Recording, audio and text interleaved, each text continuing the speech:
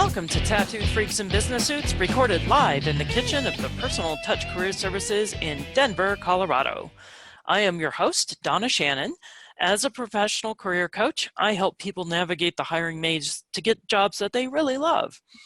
In addition to working with job seekers one-on-one, I do have a book available. You will very shortly be able to get the third edition of Get a Job Without Going Crazy on Amazon, so keep your eyes peeled for that. I have a special guest today, Ms. Yvette Costa. I pronounced that right? Yep. Oh, good. I always butcher names, so I like to make sure I get it right. But she is a fellow career coach who does a little bit different take on the way she works with her clients. So we'll get into that in just a moment. Our show's purpose is to explore and redefine the world of work, especially as Gen X, millennials, and those to come after seek positions of leadership that still allow them to be themselves. Every show, we will explore a topic related to business or job searching. And of course, we're gonna talk about tattoos. Our sponsor is the Personal Touch Career Services, Denver's top rating career coaching service on Google. We focus on those practical tools for your job search, including resumes, LinkedIn profiles, job search coaching, and ongoing classes. Check out our ridiculously long website, personaltouchcareerservices.com. Once again, that's personaltouchcareerservices.com, or you can just Google it. So hi, Yvette. Good afternoon, Donna. How are you doing today? I'm doing quite well. How about yourself? I have no complaints, and I'm just so excited to be here and have this wonderful conversation and explore these topics a little more deeply. Yeah. So our whole topic today is going to be about emotional intelligence and why does that really matter. So I know I already said that you're a coach. Why don't you just tell us a little bit more about yourself? Sure, thanks. Wow, geez. I was born in 1964. What? I won't go back that far. Yeah. I've got 25 plus years in the corporate environment in biotech and pharma in a variety of leadership roles. And about 5 years ago, I was laid off from my corporate job, which offered me the opportunity to explore other things. Along the way of working in corporate environment, I also gained my yoga teaching certification and my yoga therapy certifications. And so when I was released from that way of being, it offered me the opportunity to explore other things. And somewhere along the line, coaching came onto my radar screen, and I realized that coaching was a great way to bring together all of the things that I have done in my past, my corporate experience, my yoga experience, and really meld those together in a productive way, hopefully to help people and coach them, in a way that's meaningful for them. Mm-hmm. Cool. And the name of your company, once again, is? Full Circle Coaching. All right, cool. Yeah.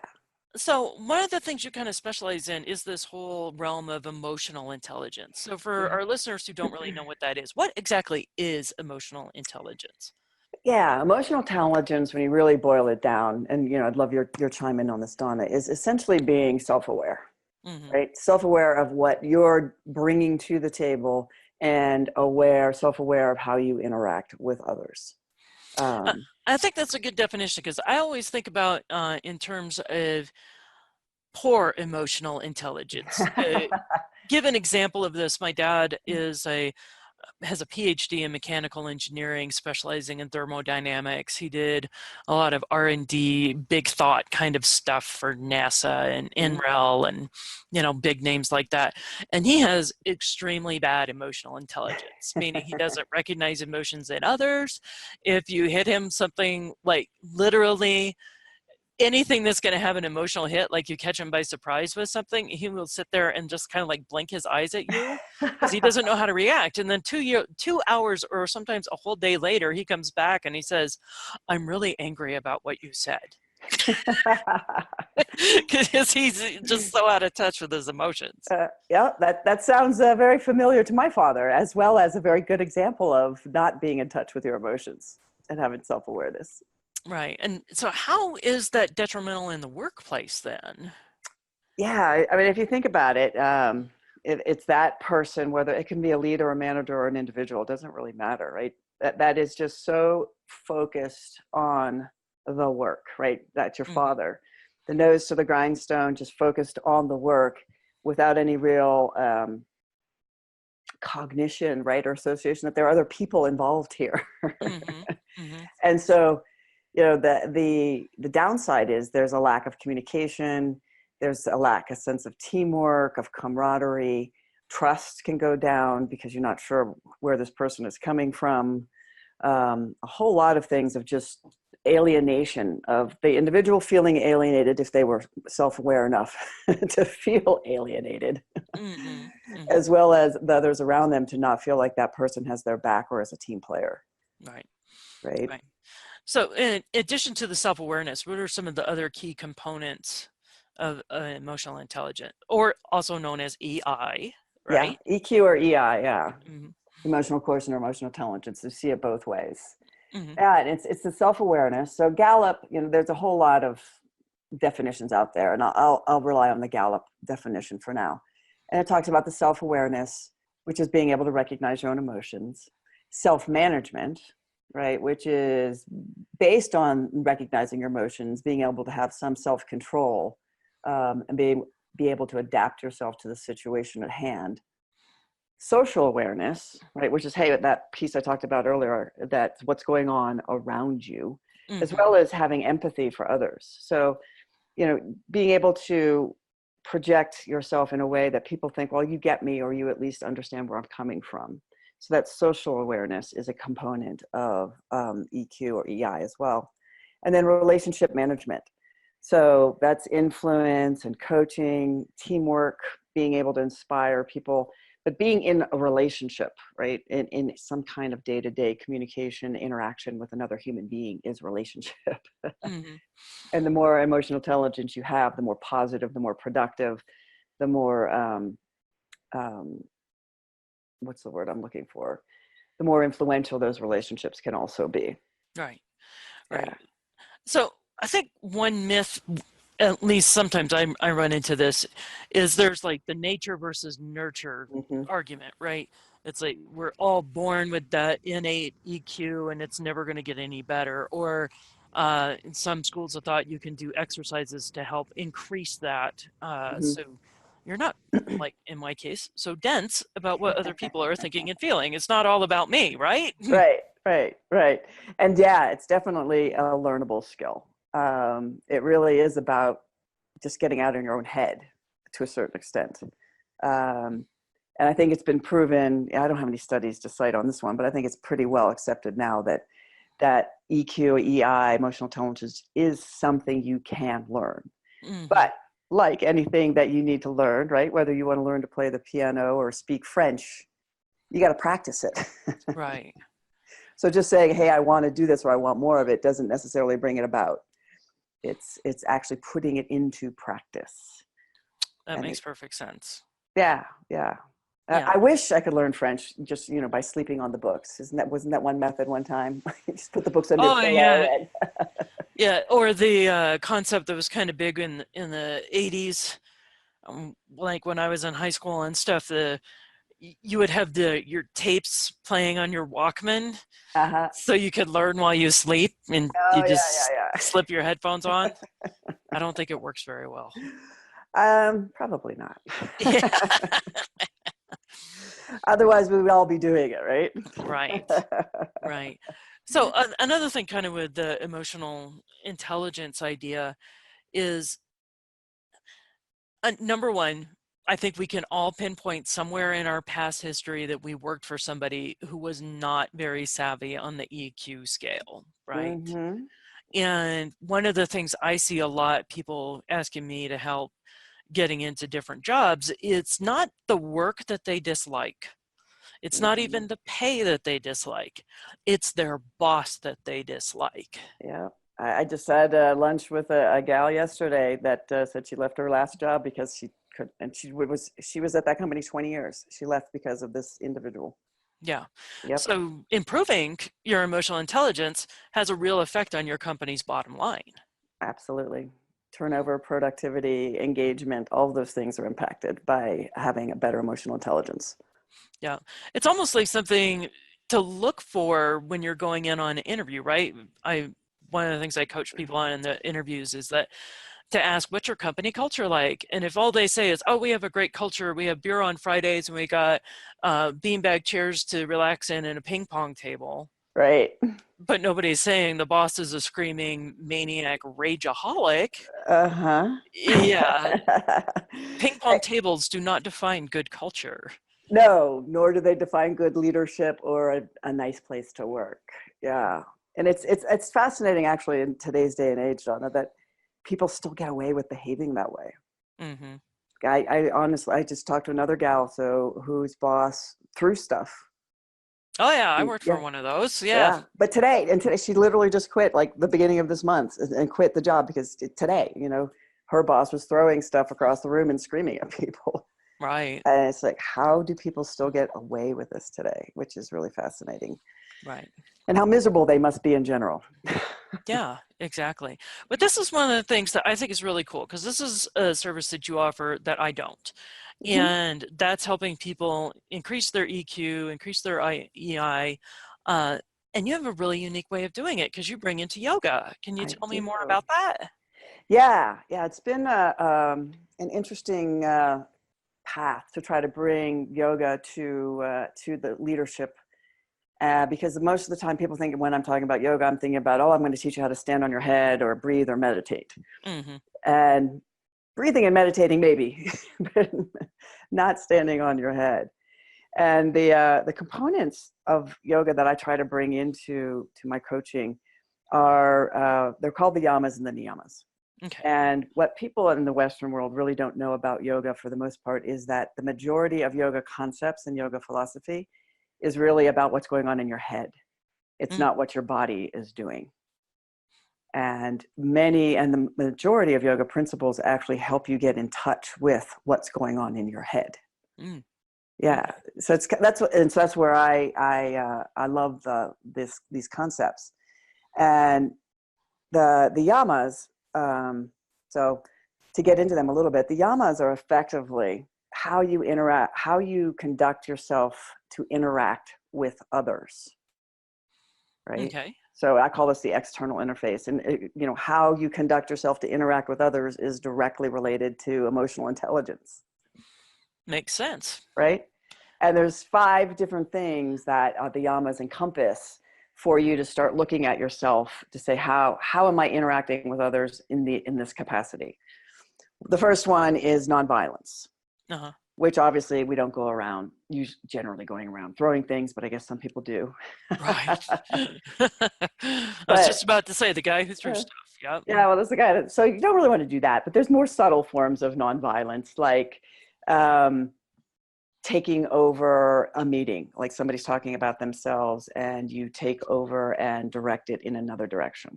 Mm, That's a form of violence to that interesting. person. Yeah. The second one is truthfulness. So generally speaking, we are all primed to try to tell the truth, but particularly in business, how many times do you overschedule yourself, Oh, right? yes. So you're basically lying to yourself and to others that you have the time for them. And it becomes a very untruthful way of conducting yourself when you keep yourself overly busy. Yeah, that's a very interesting take on that one. Yeah. Yeah. Our time is a precious commodity. We can't sell what we don't have. Exactly. And non-stealing is the third yama, which is related to the example I just gave. Um, when you direct a conversation away from another and onto yourself, you're stealing their attention, you're stealing their accolades, potentially, whatever the situation is. Time is something that we steal in the business world. Attention. We could not give credit where credit is due, Mm, right? That's mhm. non-stealing. Or stealing, and you don't want to be doing that. And the last 2 are non-excess and non-possessiveness. And the non-possessiveness is one that in business and in life, I think is really big because that's our attachment.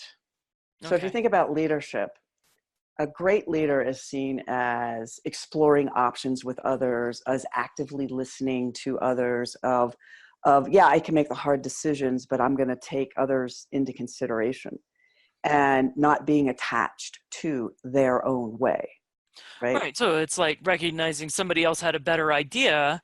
I'm Hmm.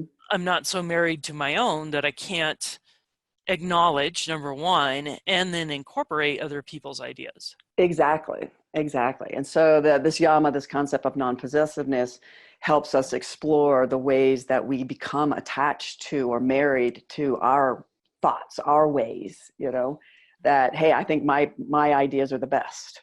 Well, sometimes they might be, and sometimes they might not be. Mm-hmm. And developing that self-awareness of how much of the time are you trying to have your own way, right? Because you're married to the way you want to do things. Right.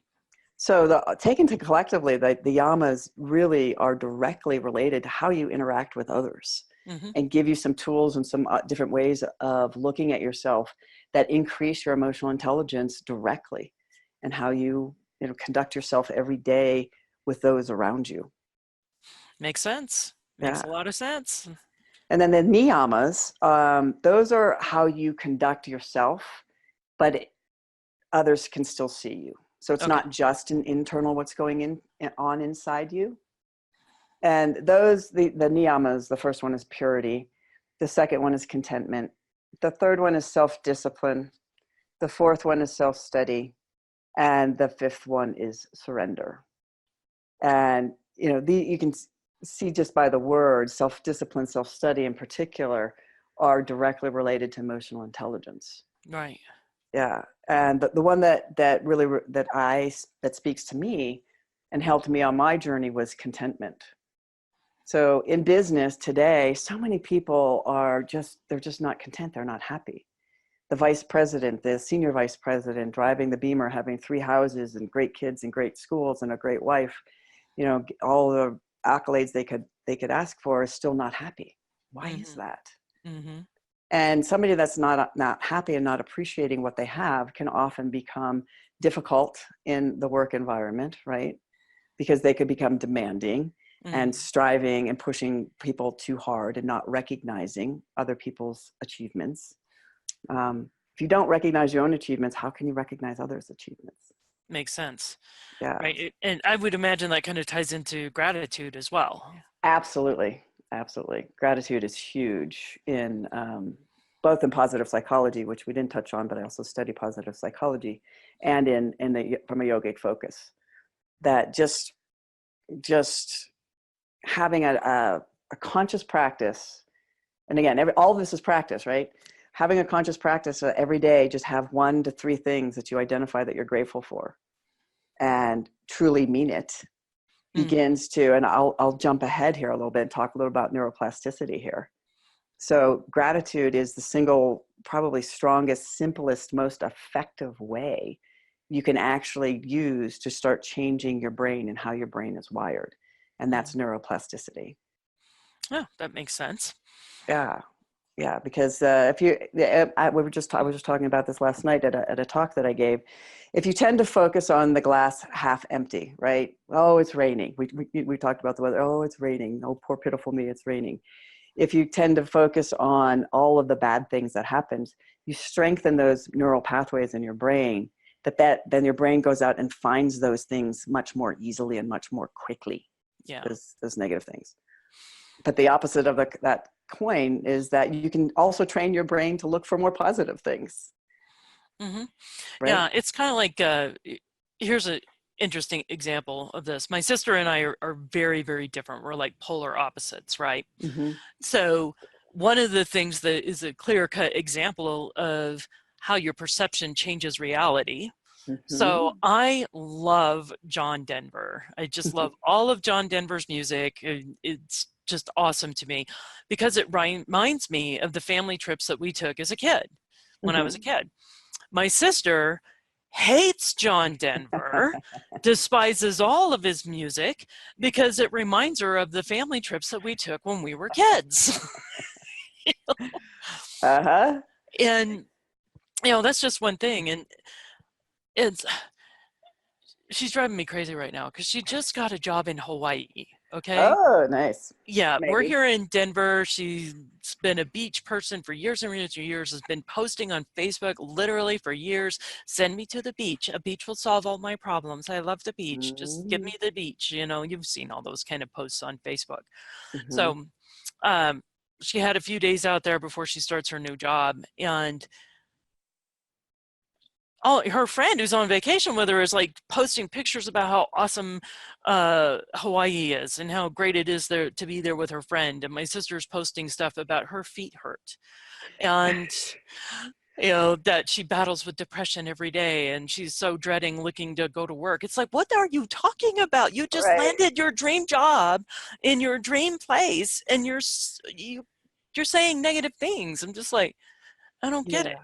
I don't get it. Yeah, and that's neuroplasticity or neural wiring, at work, right? Mm-hmm. She has had a habit, and it's simply a habit, right, that we develop of focusing on the negative, and Mm-hmm. her brain is simply wired to look for it. Yeah.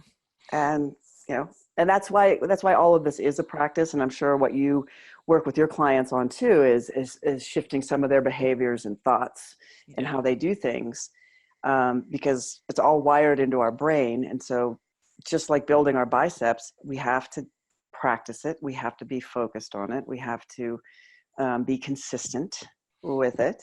Mm-hmm. And if we are, then we do change our brain patterns. And your sister could do this if she chose to, right? To start Mm-hmm. focusing on the positive, Yeah. and then it becomes easier. It Mm-hmm. just like the biceps. It gets easier to lift 10 pounds. You lift 10 pounds.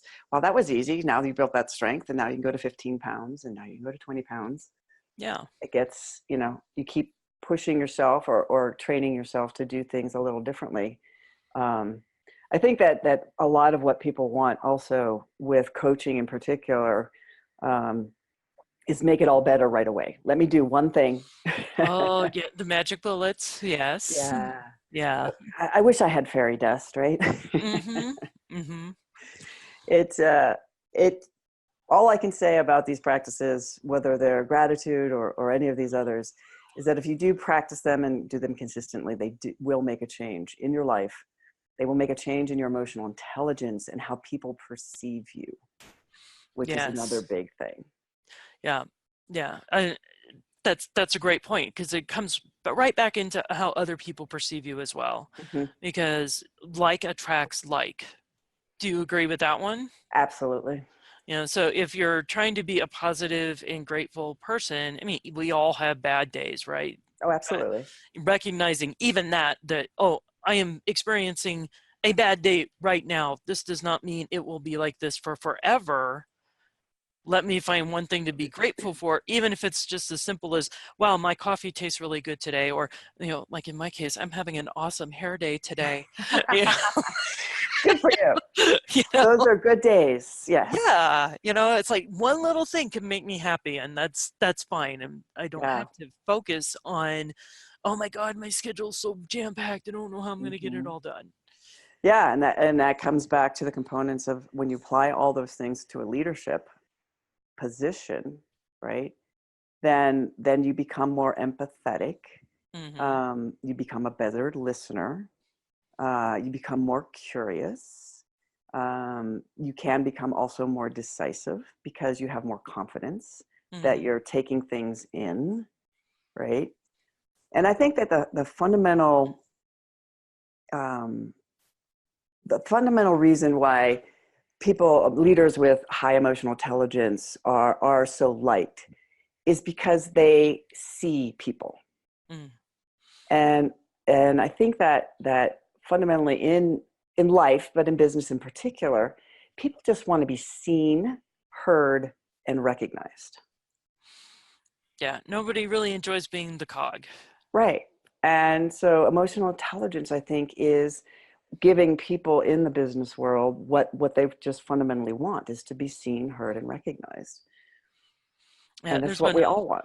and there's been a lot of picking on millennials over the past few years. I'm not talking about the trophy thing, but the seeking feedback in the work environment, just to kind of let them know, hey, I'm on the right path and things like that. Um, sometimes Gen Xers like me are kind of grumpy. Just, just the way it goes with the territory, you know? Yes. Well, I revealed my age. Yeah. I don't need to repeat it. Yeah.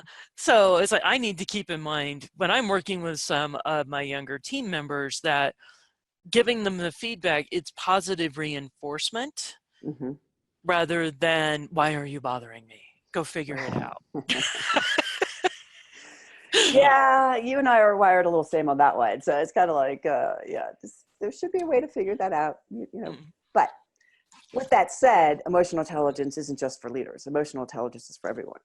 right. So millennials having the awareness that they need to ask for what they need Yeah. as well is developing their own emotional intelligence to say, hey, I have the awareness that I desire to understand how I'm doing, and they can develop tools and processes to actually sit down with their boss if they're a Gen Xer or a beyond. Hmm.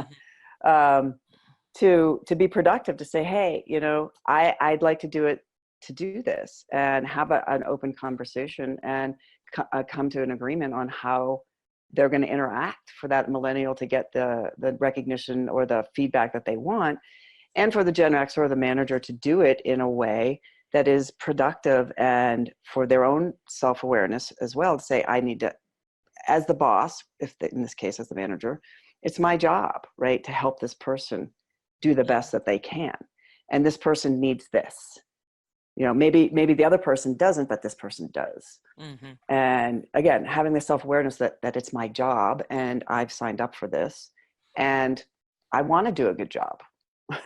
Yeah. Right, most people do want to do a good job, Yeah. and I nobody will does believe that. Yes. it. Yeah, we're in Colorado, so it's a little different. Yeah, the definition of good job might change, but most people want to do it. Right. How's that? Okay, I'll give you that one. All right. So, uh, real quick, if someone decided that they wanted to work with you directly, what would your program look like?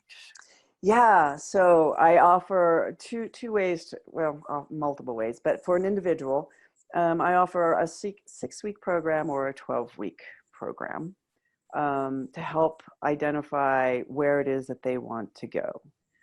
So like all coaching, it's based on what the client wants and where they want to go. Um, and then along the way, building into the coaching process, these concepts and helping them incorporate them into their lives. And so some real world examples of how I do that is, let's talk about shoulding. Oh, yeah, yeah. So we talked about non-possessiveness, right? So being possessive, being married to or attached to your thoughts, right? Your beliefs, your behaviors, um, ends up in expectations of the world being in a certain way. Hmm. And when it doesn't happen that way, you start shoulding. You should all over the place, right? I Hmm. should, he shouldn't, they should do it this way. Right. So should, when you start shoulding, it's an indicator that that an expectation hasn't been met because you're attached to something, some way of it being, or um, you know, whatever's going on. So I teaching's part of what I do. I provide my clients with some of these real world tools to start recognizing when you're shoulding, you have an expectation that isn't met. And if you evaluate that expectation and you I don't want to say allow, accept the other way, whatever the way is that's coming about, a lot of positive things happen. You are shifting your perspective, right? Your mindset personally. You're being seen as more flexible, easier to get along with, right? Probably a better leader in that case. And probably it's also can impact communication, because if you decide that, hey, this should that I'm saying that it should be this way, it really should be this way, right? Right. The program, the process, the organization, whatever, it does need to be this way. Okay, fine. There's nothing wrong with that, right? But then what it is incumbent on you, and again, this is something I teach my clients, is then you have to clarify for yourself what do you expect? And then you need to communicate it. Right. Right? So everybody wins Mm-hmm. if you start recognizing your shoulding. Yeah. Yeah, that's an excellent point. And I love that it all comes back into communication. Mm-hmm. So excellent communication skills. It's not just a blip on a job description. We really mean it. Yes, I did listen to that one, and it's truly it truly is, what does that mean, right? Mm-hmm. Yeah. It incorporates a lot of different things. But with regard to your question was how do people work with me? It's generally one-on-one, and helping provide them some of these real world tools that are simple to implement in their lives. So I'm all about practicality, right? So your father and I probably would have gotten along on some levels. Make it simple, make it easy to do, or I ain't gonna do it, right? Right. And that's definitely what I'm all about, is that if it's not simple to implement in your life, people aren't gonna do it. We're busy. Mm-hmm. Right? So I try to be very practical and have these simple to implement tools and practices that really start making a difference almost immediately. But you don't have to remodel your life, right? You don't have to sit around and meditate and stare at your navel for 2 hours a day. Right. Because that ain't going to happen either, right? Yeah. Yeah, you should do it, but you won't. 2 hours is a lot. That is a lot. I'll take 2 minutes if my client wants to do it for 2 minutes. Got to start somewhere. Yeah. That you do. That you do. All right. So now we're coming up to one of my favorite parts of the show where we get to talk about the tattoo of the day. But Yvette, Yes. you don't have a tattoo. I don't. I don't. I'm sorry. It's never too late. It never is. It never is too late. Who knows? So if you were to get a tattoo, have you thought about what you might get done? Actually, I have. There has been this in the back of my mind. I haven't pulled that trigger. Hasn't been a priority. But this will sound a little too airy-fairy, I'm sure. But in yoga, the spinal column is the site of some major energy channels, Mm-hmm. and they start at the base of the spine at the sacrum. And so what I have contemplated getting is an Om symbol. Uh-huh. So you've seen it, probably. It looks like a fancy letter 3 with a tail. Right. I have contemplated getting an Om around my sacrum, because that's the base of the spine and where all these energy channels come together. And Om is the universal sound of vibration, vibrational sound. So right. I thought about it. Right. Okay. Do you know where that placement is also classically called? No, I don't. It's the tramp stamp. Yes. Well, it would be a little lower. Okay, so it would be a little lower. It would a little lower. It would be private. Let's put it that way. And it would not be huge. Yeah. It would be small.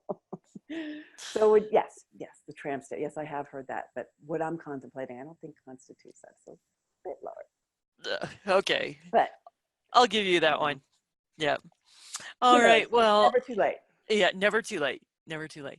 Well, Yvette, thank you so much for coming onto my show once again. This has been Yvette Costa. Tell us how people can get in touch with you. Perfect. Thank you. Thank you for having me, Donna. It's been delightful, and I look forward to seeing you again at another event. People can reach me at Yvette at YvetteCosta.com, or YvetteCosta.com is my website. Either of those work. I would love to be in touch with anyone that wants to find out more about how they can expand their emotional intelligence by incorporating yoga principles into their life. Great. Well, thank you everyone for your time today. That wraps it up for us. As my producer always remind me, we need to ask for, if you like what you heard, give us a, click that little like button, follow us on all your favorite podcasts. If you got something mean to say, keep it to yourself. Otherwise, we'd love to hear your comments. And until next time, y'all have a great day.